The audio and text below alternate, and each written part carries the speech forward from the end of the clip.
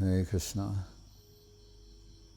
So we're very fortunate that Hasyapriya Prabhu is gracing us with his presence here, his association.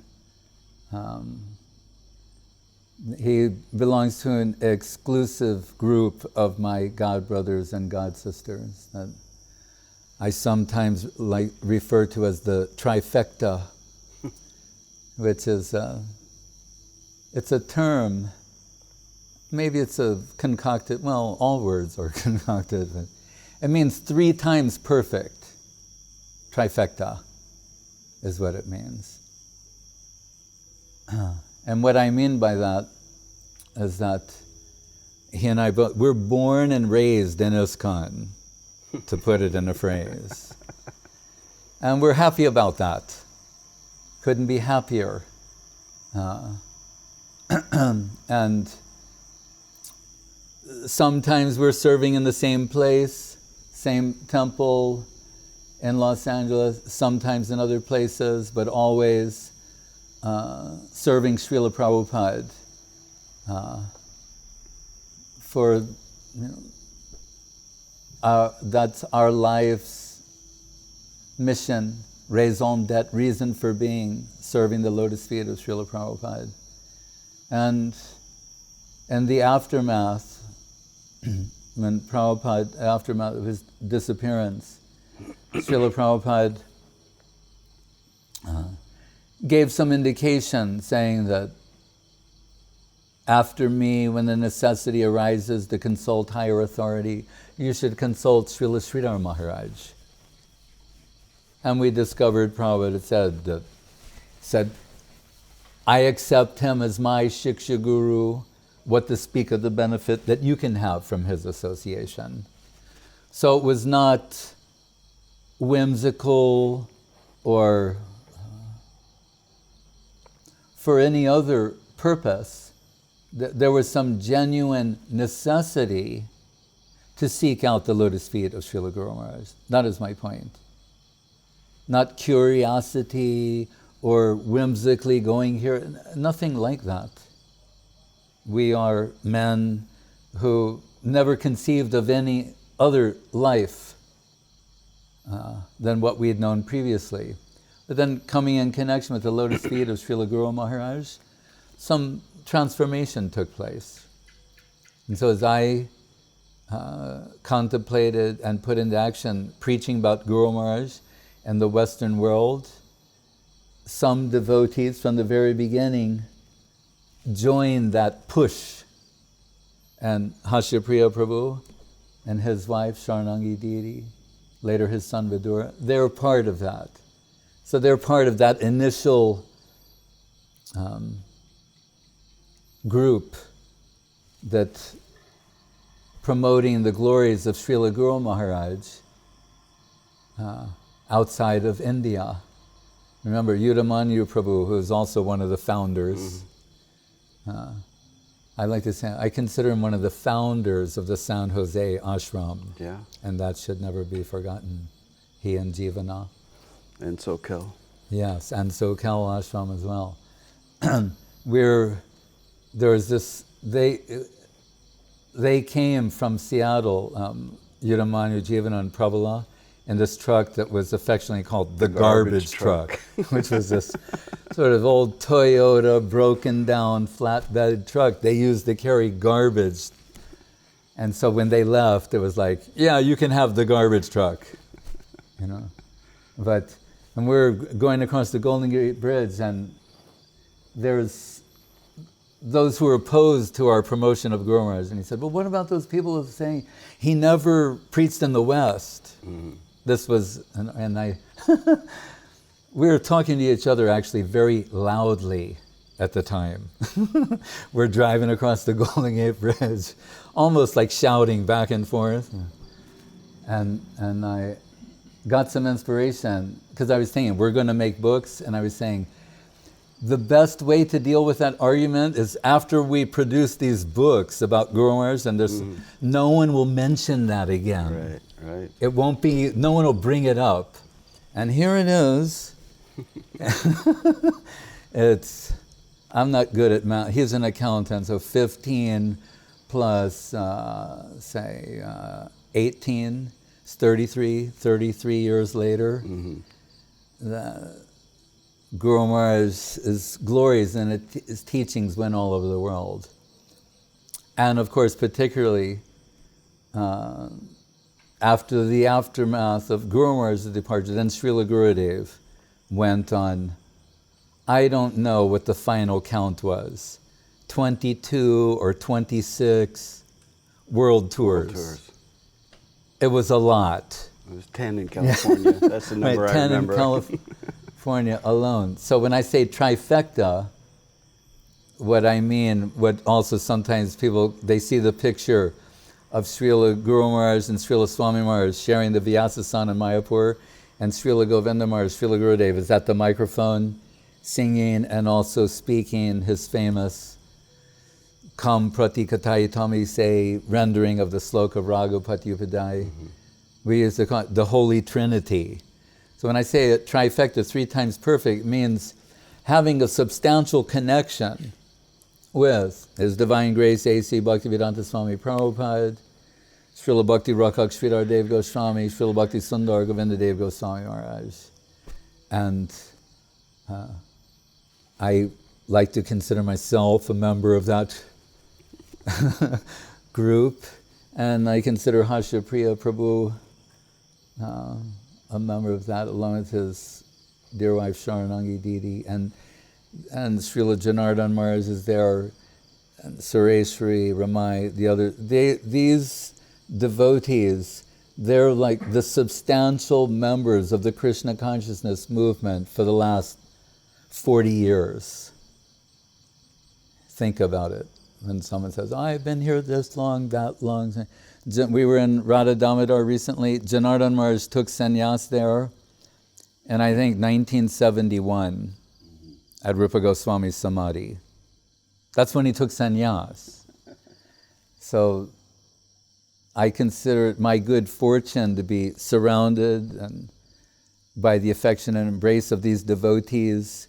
They've always stood by me and all the different times, and seeing something good, because that is their vision, is how to recognize sincere aspiration and others to glorify the Guru Varga, those who are held dear to Prabhupada, Guru Maharaj and Gurudev are dear to them, and we consider them the eternal associates of our Guru Varga.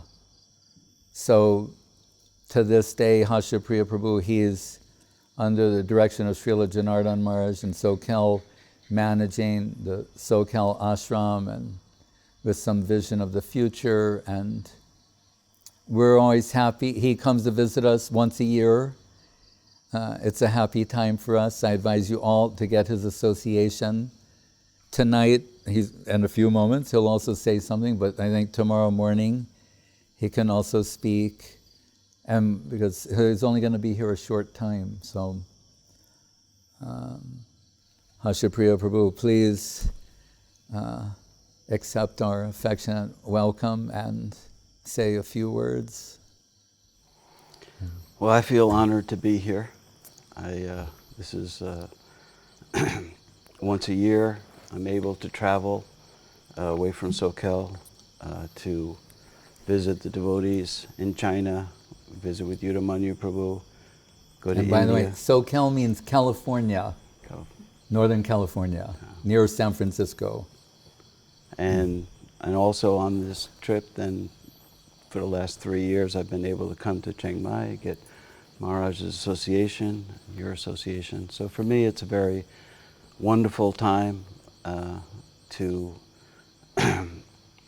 get the association of devotees and to become rejuvenated in my own spiritual life and my own activities, and also to see that everywhere all over the world, devotees have the same qualities. Here we are worshiping Sri Giriraj Govardhan, worshiping Govinda Maharaj, worshiping Srila Maharaj, worshiping Srila Prabhupada, serving the devotees, making prasadam, cleaning the temple.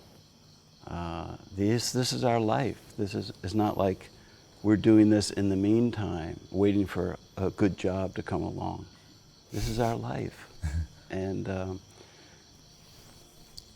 this is what, you know, we have faith from hearing the words of our acharyas, our teachers, that by following these activities, following this path, some success will come to us. Even though it may feel like it's so far away, that we're so covered by a material illusion, but we have some faith, because we have faith in our gurus. We have faith that if we follow these activities, then some benefit will come to us, some purification will take place. And so for me to travel around and visit the different centers and see the devotees doing all the same things all over the world, different devotees, different nationalities, different countries, different environments, but the same activity, that service to the deities, service to the devotees, then it's very heartwarming for me to have your association and to come to this beautiful ashram. I took a walk around today. Just such a beautiful, peaceful environment here, and I was just thinking, you know, that Govinda Maharaj would be so happy to be able to come and spend time Yes. here. That this would be like one of his most favorite places.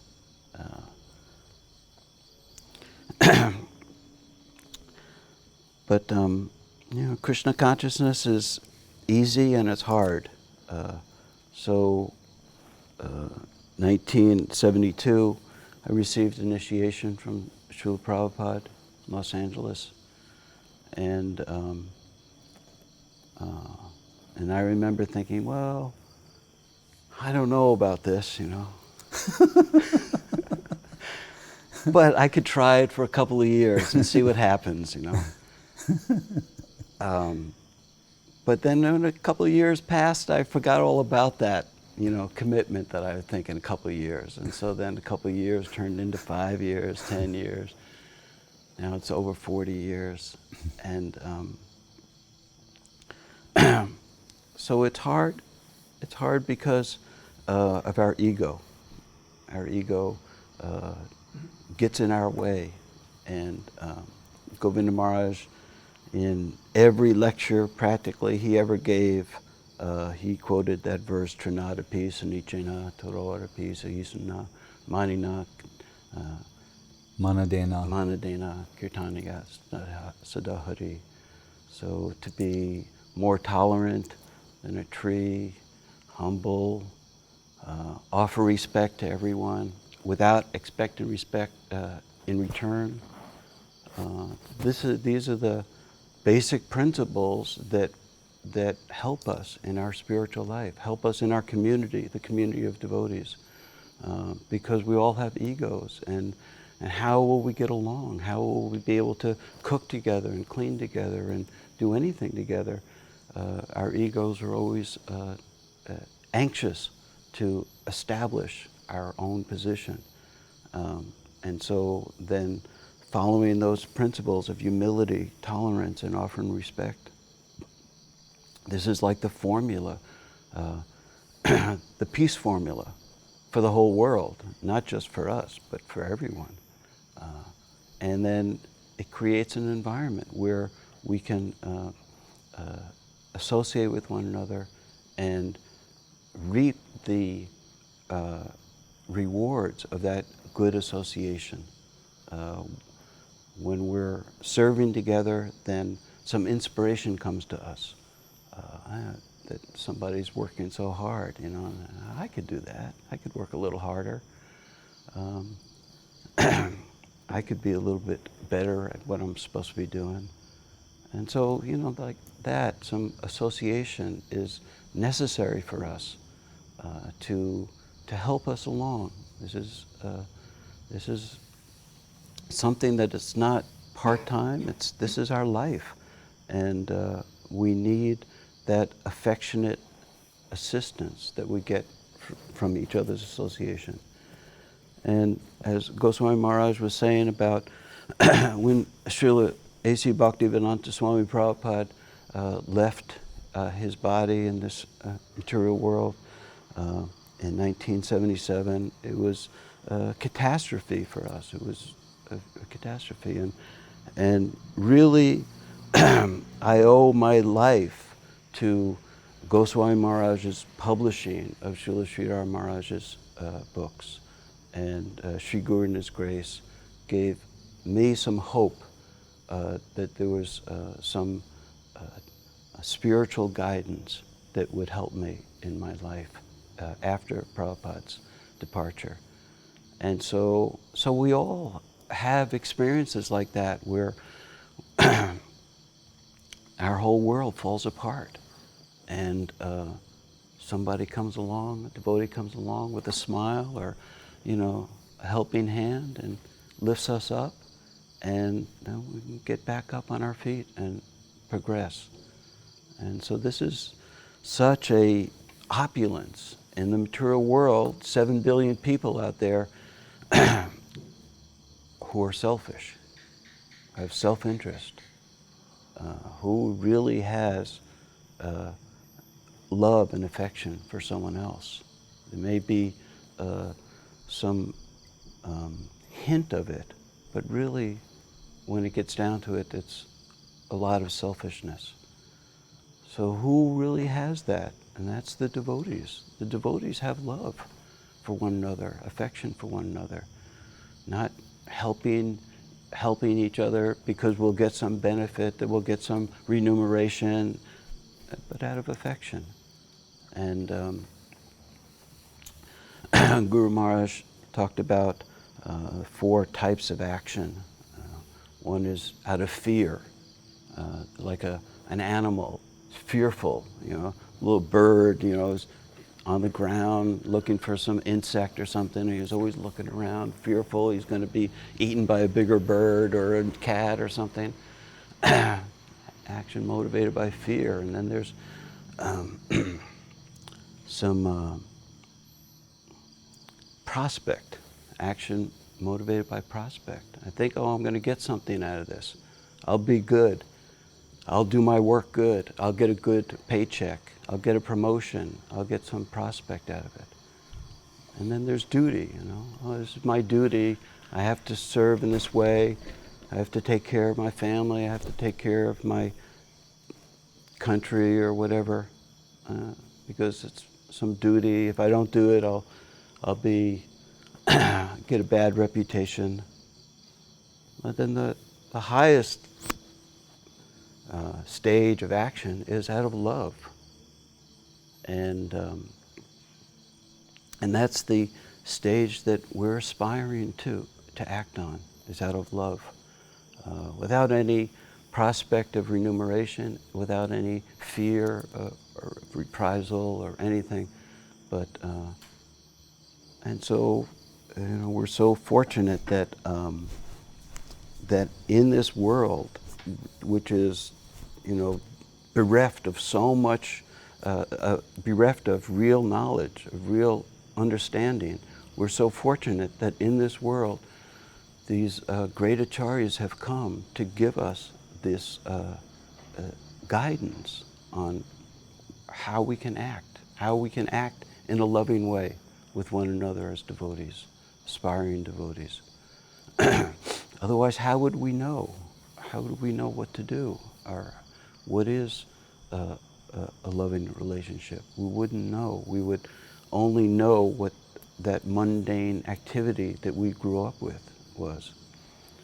And so I feel very fortunate that our acharyas have given so much of themselves, traveling all over the world to give all of us some introduction to Krishna consciousness. And I feel very fortunate to be able to meet with you and have your association. Maharaj.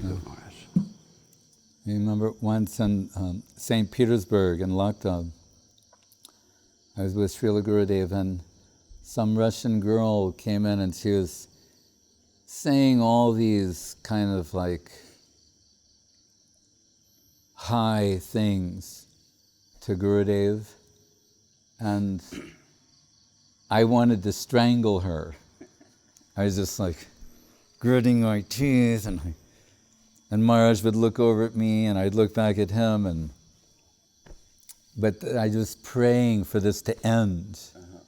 And then it finally ended. He said something, she went away, and he turned to me and he said, "Maharaj, you are so tolerant." And I said, "Maharaj, I was only tolerating because you were tolerating." He goes, "No, I was tolerating because you were tolerating." So I figured, well, it still qualifies as tolerance. But another time, when I thought I was being someone, Srila Gurudeva and Avadut Maharaj, Avadut Maharaj will always say, if there's some problem with someone, he'll say, he just needs association. Mm-hmm. You know, if you go like, Hitler is bad, he'll go, he just needs association. Okay. And then he can be converted, and it's true. You know. But anyway, this one person, I thought, he is speaking ill of leading devotees, and it's damaging the faith of others. I favored him being like ousted from the association. You know. But Gurudev and Avadut Maharaj were tolerating. And so I thought, well, then I should change my position. So, and Gurudev went out in the afternoon, and while he was gone, I met with this man and we talked, you know, and I just tried my best to shift my position. Because generally we'll think, even if we don't appreciate someone so much, we think, well, they've been accepted by Guru, they have appreciation for Guru, that cannot be doubted. Guru has appreciation for them, so then I should adjust myself with that. Anyway, so I did. And then when Gurudev came, you know, I'm waiting, like I want a star on my collar, kind of waiting for him to come back, and I'm proud, I want to tell him how good I am, you know, while he was gone, what a good boy I've been. So I start telling him that I've changed my position about that person, and now I'm, as you are seeing, and I'm seeing that way now too. And this shows how unpredictable Gurudev is. He said, I can never say that. And I'm going, no, I've changed to your position. He goes, I will never say that. He said, always finding fault with all the other, then he started taking the other, he said, that's when he said, my religion is finding fault with myself. And that struck me, because it was like that sloka of Mahaprabhu's that you say he quoted every lecture, he sat beneath it and lived it and personified it. It was like he further condensed it, and he said, my religion is finding fault with myself, not others. And another time, when you talk about what we learn in the association of devotees, about sometimes this is not on the basis of what you said about fear, prospect, duty, and affection, but from another, using the word prospect in another way. Saraswati Thakur says, Vaishnavi pratishthatate koro nishta. We don't concern ourselves with the opinions of everyone in the world. People believe this, they believe that, or so many people think like this, so many people think like that. Right? What does it say? Shrotavyadini Rajandra Ninam Santi Sahasrasa. Thousands of subjects, thousands of points of view, different, and all of them, you hear anything, you can be sympathetic to it. You can say, oh, now I understand why you see things that way. Right? Mundane perspective. But in Saraswati Thakur's prayer, he's saying, What we're concerned with is, what do the Vaishnavas think? And that's why I said, I was thinking, well, if Gurudev's thinking this, I'm not thinking the same way. He's thinking about someone another way. I want to readjust myself to be in line with his sort of thinking. But that can work in marvelous ways too. So sometimes Srila Gurudev, he would say, he'd be very happy. As things were expanding and more people were starting to appreciate Guru Maharaj's conceptions and this kind of thing. And our mission was growing, and especially around the world. And sometimes he'd be very happy and he'd say, you don't know how bright your future is, your future prospect. Because he's saying, I know where Guru Maharaj is, where he's situated, and where all of this is. I'm now paraphrasing what he was conveying to me. He's saying, you don't understand that fully. I know where all of this goes. You cannot, and he would say with great feeling, imagine how bright and wonderful is your future prospect. And I'm so happy about that. So, and at different times he would say this. And sometimes we know Gurudev, another practicing of his religion, finding fault with himself and praising others. Again, it's Mahaprabhu's teachings. Amanina manadena. So and I said to him once that this praise, because I had heard as a new devotee, we'd sometimes hear and I think it's verifiable, it's written, Saraswati Thakur once said, we were talking about this sloka the other day, if a sadhu flatters me, he becomes my enemy. He means in a particular way, because rather, that type of agent, as we see in the pages of Chaitanya Bhagavat and elsewhere, Advaita, he's trying to get Mahaprabhu to chastise him. So he preaches Mayavad, and when Mahaprabhu's beating him, he's in ecstasy, oh, you love me. In other words, the worst thing, and Gurudev said this with Guru Maharaj too, he said, if Guru Maharaj is yelling at you, he said, you're okay. You're all right.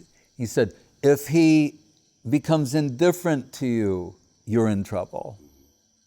So indifference, that's intolerable. Better to be yelled at, chastised, beaten. Then that means the Guru cares about the disciple. But to be indifferent, that is unbearable. So anyway, so I said to Guru, I said, about this praise, because I said, basically, could you tone it down? I thought it was, on the one hand, so wonderful and so extreme, but I'm saying, how realistic is this? Because I'm acquainted with myself. So I'm saying, you're saying those things, but I know my consciousness, my inner self, I'm not seeing what you see. Or on that, so I was saying, if you could, tone down the glorification. And Gurudev was hurt. And he said, I am practicing my religion. He said, this is what I feel. He said, you think I'm flattering. He said, this is what I feel in my heart. And I thought, he's real, he's genuine. Because sometimes others, they observed him interacting with people and they think, oh, I can do that too. No, you can't do that. Because the difference is, from Srila Gurudev, it's from his heart, it's real. It may sound like excessive flattery or something. He actually believes this, feels this, and he's giving this to you. He has the capacity to give that, what he sees and envisions. So when I was corrected by him, I went to my room and I was saying okay, there's one side, I understand who I am, what I'm like, these kind of things. Then on the other side, there's Guru Maharaj and Gurudev, and they're saying these other things about a future prospect, bright future, these wonderful things. And this was my solution. I thought, well, who do you have more faith in? You and your own estimation of yourself? Or them who can actually see your spiritual aspect and its development and potential? And I thought, well, of course, I believe in them. And then I remember Saraswati Thakur, when he says, we don't care for the opinion of mundane people, it can include yourself. This so-called honest, realistic assessment that sometimes leads devotees to withdraw from the association. They're going to be honest now about their lives and everything. Whereas really, in the heart of the Vaishnava, they see who you are, what your service aspect is, and its development and potential. So what they say to us, it's our faith in that and their belief in who we are and what our prospect is that gives meaning to our spiritual life. And factoring that in, then of course we have to extend that to others. Our God brothers and God sisters, then we have to think, well, if this is the situation I'm in, and I like to think of myself as being a sincere soul, then cannot I extend the same consideration to them? As Guru Maharaj said, when approaching, don't seek your fortune at the Department of Justice, but go to the Department of Mercy. And there, when you're seeking your fortune, you cannot object to the presence of another. You think, no, I have something to tell you about him. I'll tell you privately. You know, no, he's getting mercy too on the basis of the same principle. And if you look at Shakespeare's Merchant of Venice, this famous soliloquy or talk given by, I believe it's by Portia, the girl who's masquerading as a male lawyer. She's trying to save her love interest. And it begins with the line, "The quality of mercy is not strained. It droppeth like the gentle rain from heaven." It's very beautiful. If you look at this, you would think Guru Maharaj wrote it. It's Shakespeare, but it looks like Guru Maharaj wrote it. That's how much it's in line with what he expresses. And he says, I'm paraphrasing now because I don't have it committed to heart, but he says, when a king holds in his hand a scepter, that's the danda. That means the rod of chastisement. That's what the scepter represents. The scepter represents the temporal power of kings, that, you know, we can get heavy with you if necessary. Saying, but when a king who's holding that scepter, when his decisions are infused with mercy, so at that moment kings become divine. Right? They're holding that temporal power, but when they're merciful in their dealings with others, there's an element of the divine at that point. And then this point is made, which Guru Maharaj also makes. She says, and if not for this quality of mercy and the prospect of mercy, what hope is there for any of us? Right? So, it's only, I'm trying to stay in line with what you said earlier about the love and affection we learned from the Guru Varga. It is the dispensation of this divine mercy. That's what's coming down in this line. Right? To take you to the world of love and affection. That's how Krishna's abode, Goloka Vrindavan, the spiritual world is to be understood. As Guru Maharaj said, where here we know even the soil potentially is our enemy. Maybe the air is harmful for us. The water might be harmful. We're not unlike those birds. We're also worried about so many things, right? That's the nature of this environment. At padam yad vipadam tesham. At every step, there's danger potentially. The guru world is where everything has your interest at heart, more than you do. Why? Because we don't know ourselves fully or actually. So that world where they see what your potential is, they have your interest at heart. The soil has your interest at heart. The water, the air, what to speak of the divine souls traversing that plane. They have our best interest at heart. When Sagar Maharaj said to Guru Maharaj, just wondering about Saraswati Thakur and saying like, he must have been very sweet, but we don't hear much about him. We don't know much about him personally. And Guru Maharaj said, well, he said, he was sweet, he said, but only internally. He said he had the sweetness of Vrindavan within, and it could only be detected within. Externally, the Shinha Guru, lion-like Guru, slashing Mayavad, Sahajism, left and right, taking the position of a devastator. But in the song, Guru Maharaj writes, Janaka Dika Vatsalya Snigdha Padam, Pranamami Siddha Prabhupada Padam. He's saying he has more love and affection in his heart than your own father does. He's come from the plane of love and affection to mercifully dispense mercy in such a way as to, the end result is we'll be taken into that plane of love and affection.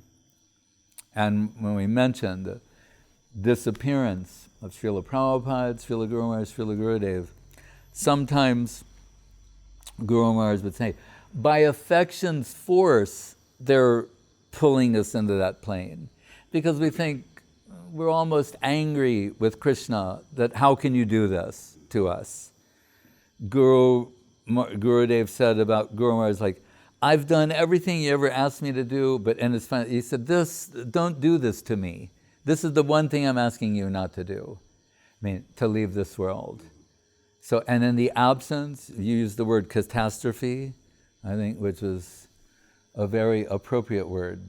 Disaster, catastrophe, sense of abandonment, being orphaned. You joined in 72, I joined in 71. It means we were like 5 years old, 6 years old, spiritual children at that time. And in need of guidance. There was one lady from England, maybe Indian lady, but from England, and she was trying to rush to Srila Swami Maharaj's bedside in this final time, arrived like on the day he left the world or whatever. She was devastated, as you can imagine. Someone sent her to the mat, to Guru Maharaj. And one of the things he told her was, the infinite has infinite alternatives. Krishna's not, bankrupt, or that domain. Guru Maharaj reminded, yes, in this world, Sudurlabha Bhagavata Iloki, it's very rare. So we consider ourselves extremely fortunate. 3 such souls in one lifetime. But Guru Maharaj would remind him and say, but the world they've descended from, everyone is of that nature there. So it's something hopeful. And sometimes the devotees, they would say, like Jesus, Prabhupada's going to come back, that kind of thing, like the second coming or something. And they would ask Guru Maharaj if that was, and Guru Maharaj is very generous and grandfatherly, and he doesn't want to, disturb someone's faith or disappoint. He'd say, it is possible. He said, and what you will do in the meantime, while you're waiting for him, when he comes back, he'll say, what did you do while I was gone? And you'll say, oh, we were waiting for you to return. He said, no, you'll serve as much as you can in the meantime. But then he also told the truth. He said, Krishna, what if Krishna wants to keep him with him and send another agent? Do you object to that? And everyone, but then Guru Maharaj saved them. He'd go back and he said, but it's also, they tell Krishna, says, I want to keep him here or you go. And then he said, but he may turn to Krishna and say, no, they won't accept any other, I have to go.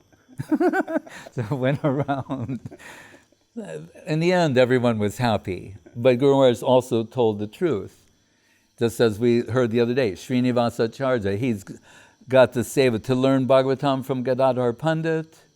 Due to the tears washing away the slokas, they needed new Bhagavatam, goes to Navadvip, takes a couple months to make one, comes back, he's left the world. Goes to Vrindavan, the Rupa Goswami, arrives on the day of his departure. He has like a heart attack, he faints, he can't take it, he wakes up in the ashram of Jiva Goswami. So that thread was continued there. Raghunath Das Goswami wants to finish his life. After Mahaprabhu and Srip Damodar are gone, he's leaving Puri, I'll go to Vrindavan, see Radha Kund, Govardhan Hill, and jump from Govardhan Hill. Then he finds Rupa and Sanatan. He says, oh, I see Mahaprabhu and Srip Damodar are alive and well in them. That's the way the Krishna consciousness movement continues. That when Guru Maharaj said after the disappearance of Saraswati Thakur, they'd be traveling around, and this one man who happened to be an astrologer, I think by profession, whatever, had some appreciation for Saraswati Thakur and Gaudiya Math. He said, I don't see in any of you, what I found, with all due respect, what I saw in him. So Guru Maharaj said, that I can understand, but you don't see anything? You say, and I would say this, I echoed this before I heard it to the disciples of Prabhupada, saying, you're saying Prabhupada spread Krishna consciousness all over the world. But is there anyone who is an example of this? Who received this Krishna consciousness from him? Or you dismiss everyone else? Everyone else is canceled but him. But he spread Krishna consciousness all over the world. Then there should be some people, and as Gurudeva would say, quoting that God brother of Guru Maharaj, whether it's 2%, 5%, there should be some percentage of Krishna consciousness within them. Otherwise, you're calling into question the great work he did of spreading Krishna consciousness all over the world.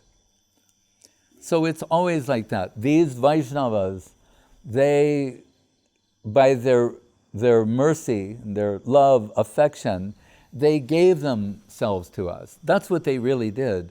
We can think conceptually or otherwise, but another way of looking at this is they gave us themselves, right? Because we see they're each different. They know some of the same slokas, but their personalities are different. So really what they gave us is themselves. And like Krishna, sometimes the gopis, they're complaining.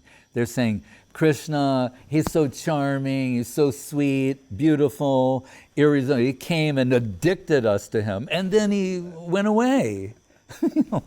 They're saying, why is that? That's not fair. They're saying, now you made us mad for you, and then you withdrew yourself. So sometimes we think like that. Each one charming in their own way and addictive.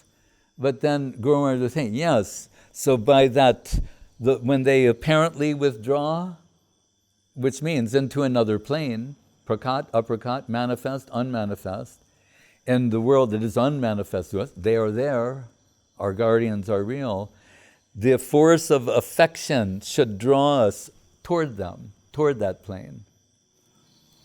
And Maharaj, your point about that these qualities of Krishna consciousness, may not be. We may look at our the great acharyas and see, 100%, 110%, 200%. We may look at our God brothers and God sisters and see 2%, 5%. But that's something. That's something significant, and that's something that is it's for our own benefit to be able to see those qualities in one another, and not to be distracted by the negative, mundane qualities that we all also have, but to appreciate those spiritual qualities.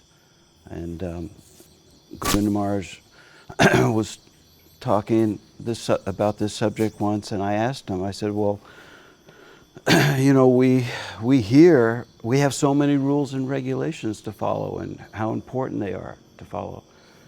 But then we also hear how to be tolerant and so how to reconcile both. Harmony. So he said, so for myself I demand perfection, for others I tolerate. Such a simple reconciliation of those two concepts is that we may look at somebody else and see that they're not following very strictly, but that's our tolerance. Our tolerance is to look at them and still see those devotional qualities and to be enthused by that. But to look at ourselves and think, oh, I'm not doing this right. I know I should be correct myself. I know what the proper etiquette is. I'm not doing it, and I should look at myself and try to correct myself. So otherwise, it's really, how will we survive as a society, as a group of devotees working together in harmony? How will we be able to survive? There has to be this concept of tolerance, and but for myself to demand perfection. We don't minimize the rules and regulations in Krishna consciousness when it comes to myself. but for others, then we try to see that quality, that devotional quality, and to associate on that level, and to give some affection to one another, to help each other when we need it. It's not, like I said before, we all go through periods when things are difficult, and sometimes just knock on the door and a smiling face and an enthusiastic word can kind of take us, change our whole day from a down day to an up day, and so we can try to associate with one another like that and help each other. Then our group will be strong, and individually we will benefit, and our God brothers and God sisters will also benefit. When we were with some God brothers walking from Hrishikesh to Badrinath, it takes around 2 weeks, and we're not totally experienced doing this, and at times it seems like it's taking forever. I mean, you're in the Himalaya, and we're on the so-called Pada Rasta, the footpath.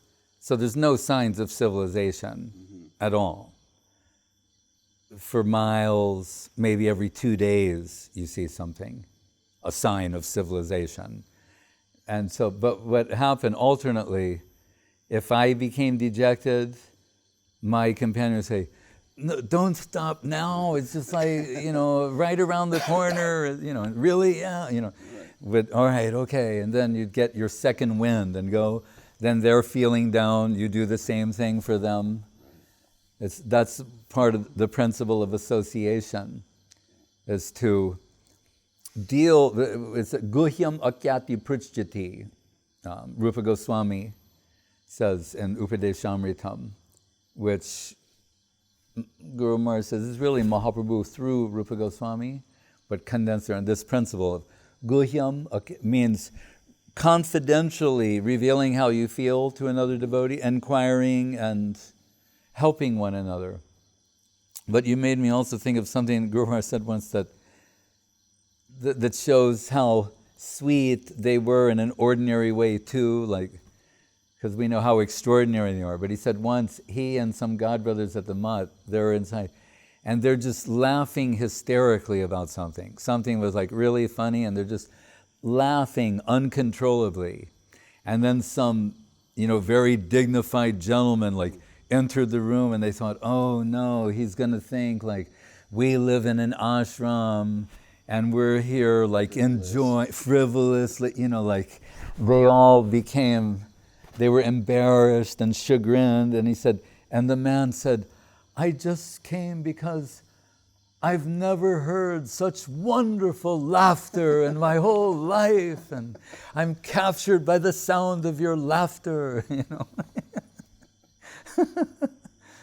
But I like it because it showed like they also knew when to have a good laugh. We know Gurudeva, he can make Prabhupada and Guru Maharaj laugh and others. So much so that Swami Maharaj said he's a transcendental humorist.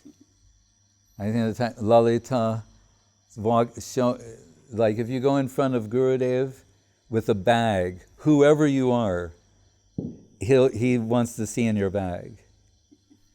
And other parts of the world, people would think that's rude. Or he has to see what's in your bag if you walk in front of him.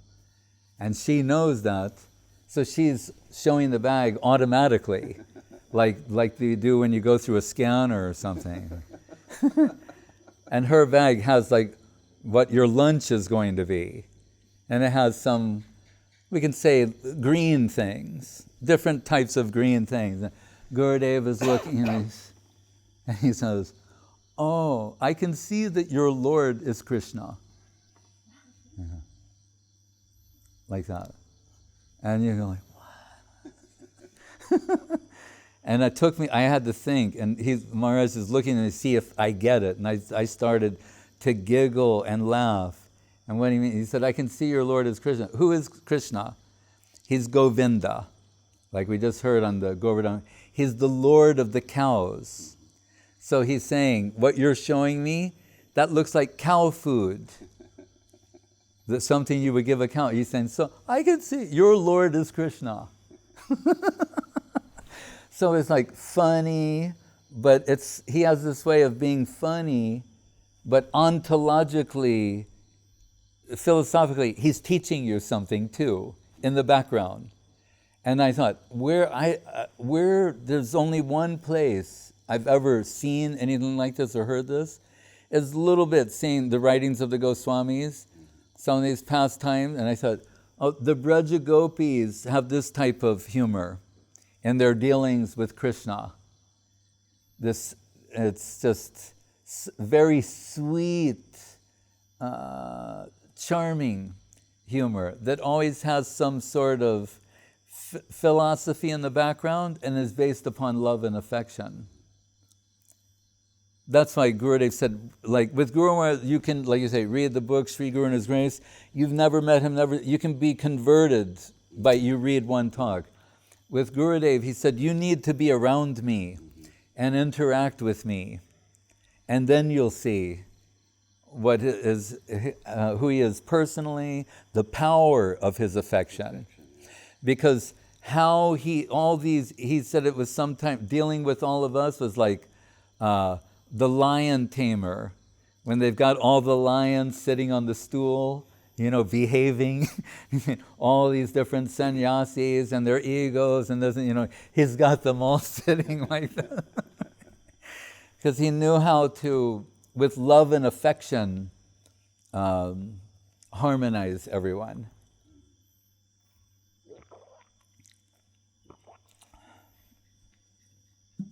And I asked him about Trinadapi Sunitjena because he's emphasizing it so much. And I said, Maharaj, when did you realize this?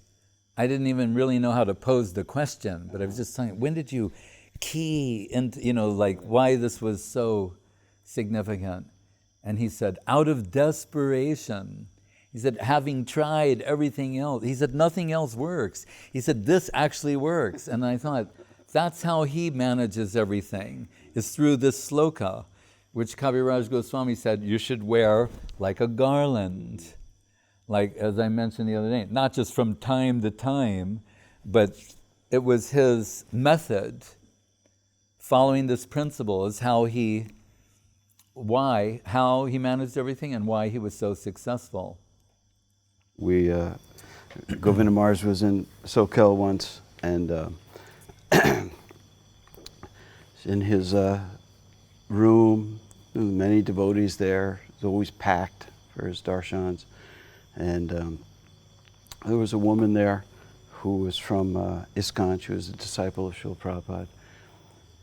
And Govinda Maharaj talked so affectionately about Srila Prabhupada. I remember the first time I heard him speak about Prabhupada when he came to Santa Cruz and gave a lecture. And I thought, at first I was, I didn't know Govinda Maharaj. I was a little, not suspicious, but, reserved. And, but when I heard him glorifying Prabhupada, I thought, wow, he really knows Prabhupada. A lot more than I do. Anyway, that was, Govinda Maharaj had so much affection for Srila Prabhupada. So he was talking about Srila Prabhupada, and he used this term, that how desperate Prabhupada was. Oh, right. And used that word desperate. And we all knew what that word meant, that, it was a compliment, how right. Prabhupada was so intense, right. to do or die. Do or die, to do his, to fulfill the order of his guru, his own guru. So he used that word desperate, and then that woman objected. She thought that was a insult, right. to use as an adjective to describe Srila Prabhupada. And so she, some objection she was giving, and then and Govinda Maharaj said, you were right, and I was wrong. And she totally diffused the situation. Yes. The woman was fine, and she, right. Meanwhile everybody wanted to strangle her. Right. But Govinda Maharaj, he lived that humility. Yeah. And like you said, that's what worked, and it worked in that situation, and it worked in so many thousands of situations. He didn't allow his ego to get riled and become defensive. I'm the Acharya, and you're saying how can you don't understand who you're talking to. He didn't do that. Right. And also in Mexico, I don't know if you were there, but I think you were there, when that children did a play where Tapana Nandini lives. What's the name of that place? Tikul? Oh. Medellin? Not Medellin, something with an M. Merida, not Medellin. Now I've just insulted all the Latin American devotees. You don't know anything. It's true, I don't know anything. But anyway, Merida. And so they got Bhuvan Mohan doing a simultaneous translation over like UN headsets. Right. One guy is like a pilot who trains 747 operate. These are like, people are dressed to the nines. There's this, it was like a super dignified group of people. And then there's this children's play that's like, sometimes children's plays are charming. Uh-huh. This one was just, I don't know how to describe it. I'm supposed to know something about like Krishna consciousness in a very small way. I couldn't recognize what they were doing. Like usually, it's some pastime, you go, oh, it's like, Krishna, stealing yogurt, or Krishna and Kali, or this was unfathomable, what was going on, And I was lost in translation. Yeah, and well, I didn't have one of those headsets. But anyway, we're looking at it, and it was just, how children are, the adults, now you say this, and it was one of those kind of things. These are real little children. Anyway, it was getting awkward, like just increasingly awkward. Like it wasn't getting anywhere. And I was like, oh no. And there's these people, and and Gurudeva, he starts to speak, and he said, I am so pleased and happy to see that although I have come here to say something about Mahaprabhu, all of you are already practicing his teachings. He's saying, because what you just saw, who could tolerate this? He said, but you do not know. They're doing this for me. Right. So he just like what everyone knew. He said, this is intolerable. He said, but they're doing this out of their love and affection for me, and therefore you are tolerating. Right. And so he just like saved the situation and won over the whole group by this kind of honesty, admission, saying what it was, and then turning it into something else. That takes some type of spiritual genius. And lack of ego. Yes.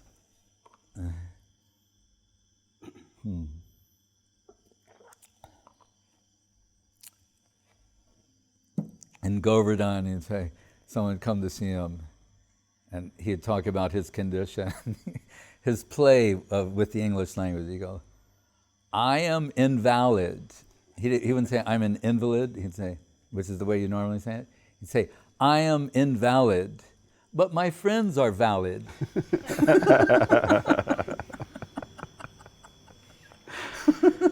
Govinda Maharaj would say, I don't really know English that well, but he knew English better than I knew English. Right. He can play with words, give them new meanings. Yeah. Yeah. Some man from Govardhan came speaking the local dialect. I could pick up words. I imagined that what he was saying was that he had been in Radhakunda and that there was some kind of a feast and these were the things that were served. That's about what I could get from it, And he was going on and on for half, and Maharaj is listening. Oh, Baba, oh, Ore Baba, and then, and after that, I said, Maharaj, what was that all about? And he goes, I couldn't understand a word he was saying. But then he went away. He was happy. He felt like he poured. Someone really listened to him. He said, I don't understand anything he said.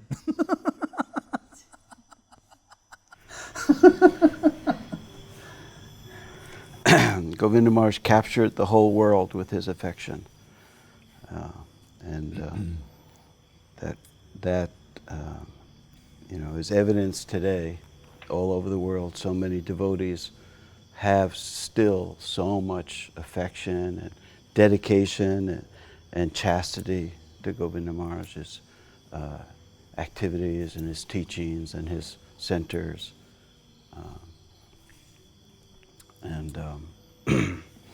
That is more powerful than anything that we can ever imagine, that affection. More powerful enough to even inspire us to change ourselves for the better, which is a pretty hard thing to do. We all want to change ourselves for the better, but it's very, very difficult. But that affection that he had, that he gave us, then gave us that inspiration. I want, we were talking about complimenting the devotees, that that if he said something that we knew wasn't true about ourselves, it inspired us to make it true. Yeah. And then, because it was said with so much affection, it wasn't said with just a compliment or, just superficial. It was said with love and affection, and that he wanted us to be that way, and then we wanted to be that way. A very, very powerful way to deal with one another.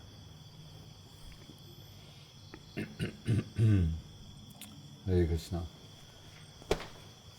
Jai Srila Bhakti Sangha Govinda Deva Goswami Maharaj Ki Jai.